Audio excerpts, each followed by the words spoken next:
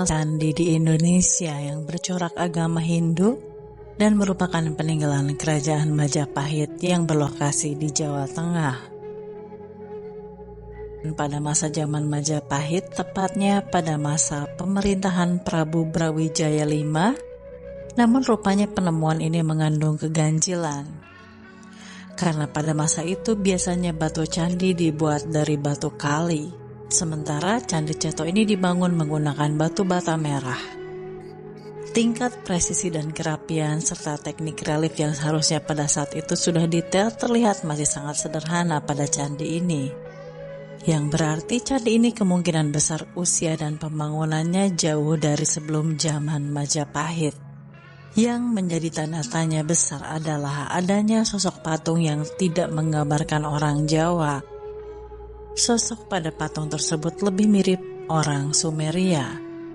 Padahal kebudayaan Sumeria merupakan kebudayaan yang tertua di dunia. Analisa tersebut diambil karena dari potongan rambut patung ini memiliki kesamaan dengan orang Sumeria. Sisi pembentukan mata juga sangat identik dengan patung-patung di Sumeria. Analisa lain adalah tipe perhiasan pada patung ini. Orang Jawa biasanya menggunakan sumping di telinga, namun patung ini dipahat mengenakan anting bulat. Aksesoris lainnya bisa dilihat dari pergelangan tangan orang Jawa yang biasa memakai gelang keroncong.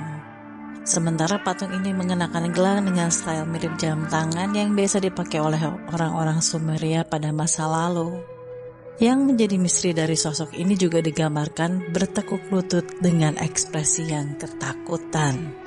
Jika bangsa Sumeria sudah ada pada 3000 sampai 4000 sebelum Masehi dan dikatakan sebagai manusia pertama yang mengenal peradaban dan tata sosial yang sudah bagus, mengapa patung ini digambarkan bertekuk lutut di Candi Ceto? Apakah artinya pada masa itu peradaban bangsa kita sudah jauh lebih maju dari mereka? Selain kaitannya dengan bangsa Sumeria, pada Candi Ceto terdapat sosok prajurit Jawa yang dimana relief tersebut juga mirip dengan yang ada di Candi Suku yang letaknya berada 10 km dari situs ini. Candi Suku merupakan candi yang bangunannya sangat mirip dengan candi bangsa Maya. Yang lebih mengherankan juga relief prajurit Jawa ini juga ternyata ada di Villa Hermosa, Meksiko. Selain sosok patung yang diduga bangsa Sumeria yang bertekuk lutut yang mirip bangsa Sumeria, ini rupanya mirip juga dengan relief yang berada di Monte Alban, Casasasa, Meksiko. Pertanyaannya, adakah hubungan peradaban bangsa kita dengan peradaban Maya Inca di Amerika Latin dalam Sumeria? Figur Sumeria juga bukanlah satu-satunya bangsa yang dijumpai dalam relief Candi Jawa. Di Candi Panataran misalnya yang berada di Blitar, Jawa Timur, terdapat figur Cina, Aztek, dan Mesir. Salah satu relief di Candi Panataran di Blitar, Jawa Timur ini menggambarkan adanya 3 orang berpakaian mirip orang Mesir menyembah. Di relief lain di Candi Panataran terdapat gambaran leluhur Nusantara yang tengah berjuang menaklukkan bangsa Indian. Bangsa Indian memiliki pasukan gajah purba. Figur gajah tersebut dijumpai dalam relief ini juga. Apakah ini sebuah bukti yang menandai bahwa leluhur Nusantara menaklukkan bangsa Maya dari kerajaan Copan di Honduras? Sementara Candi Suku sendiri yang kemungkinan berkaitan juga dengan bangsa Maya, mulai mendunia setelah pada tahun 1815 ditemukan peneliti Inggris dan dilaporkan kepada Thomas Raffles yang saat itu menguasai Jawa. Salah satu candi peninggalan kerajaan Majapahit di Karanganyar, Jawa Tengah ini memiliki bentuk yang cukup mencolok dibandingkan candi-candi lainnya. Dan yang unik adalah Candi Suku ini sangat mirip dengan bangunan mirip dengan piramida suku Maya di Meksiko. Candi Suku ini menyimpan rekam jejak siklus manusia sejak proses penciptaan hingga bangkit setelah kematian atau moksa. Jika candi-candi lain di Jawa umumnya dibangun menghadap ke timur, Candi Suku ini justru menghadap ke arah barat. Bentuk trapesium yang sederhana pada Candi Suku ini melahirkan berbagai teori. Salah satunya menyebutkan bahwa penguasa kerajaan Majapahit membangun candi ini ketika kejayaan Hindu mulai memudar, Akibat masuknya agama Islam pada pertengahan abad ke-15, sehingga candi sengaja kembali menggunakan rancangan bangunan megalitikum yang menyebabkan pembuat candi kembali menggunakan desain dengan pola animisme. Candi Suko menjadi candi kontroversial karena adanya relief erotis dari lingga hingga yoni.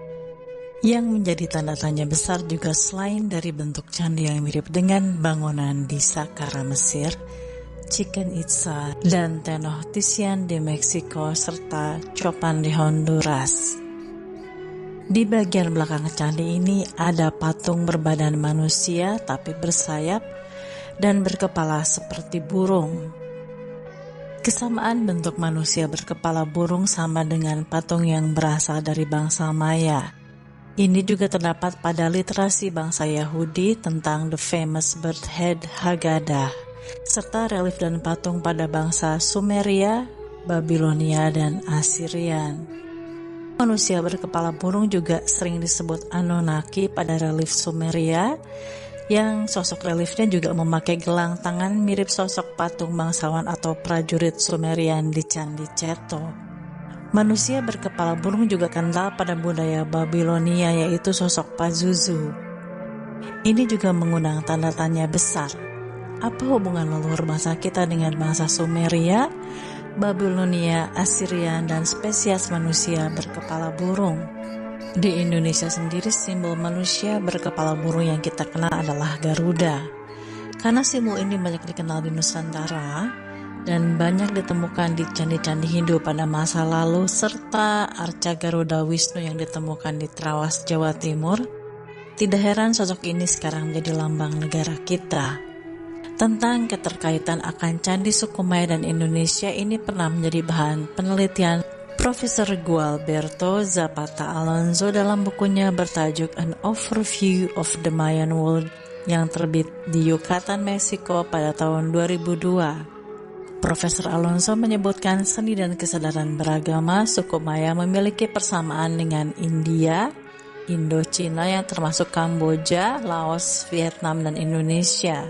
Selain itu, simbol-simbol agama dan mitos bintang suku Maya mirip dengan Jawa dan Indochina. Dalam Mahabharata dan Ramayana terdapat pula suku dengan panggilan Maya. Bahkan pada agama Hindu terdapat dewa bernama Maya, serta dugaan akan keterkaitan dengan bangsa besar di seluruh dunia. Apakah benar Indonesia pernah menjadi penguasa hebat pada masa lampau?